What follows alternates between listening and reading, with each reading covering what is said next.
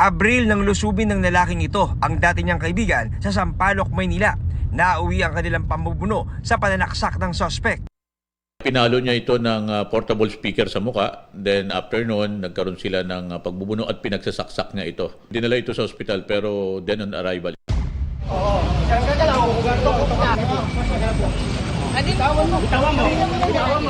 Matapos ang 3 buwan, natuntod ang suspect sa Rizal. Nung siya'y nalapitan, hinawakan na po siya agad.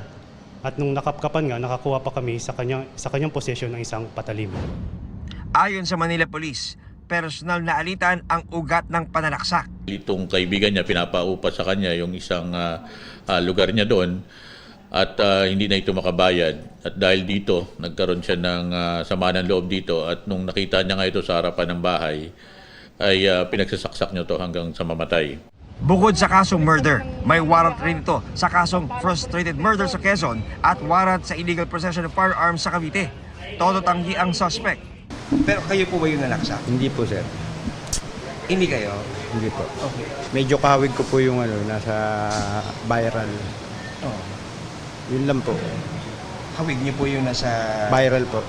CCTV. Apo. Nang ipakita na namin ang isa pang CCTV footage ng suspect sa isang kalapit na tindahan, ilang oras bago nangyari ang pananaksak, kinumpirma niyang siya ang nasa video. Noon na nagbago ang kanyang pahayag. Handa po akong tumulong sa kanila.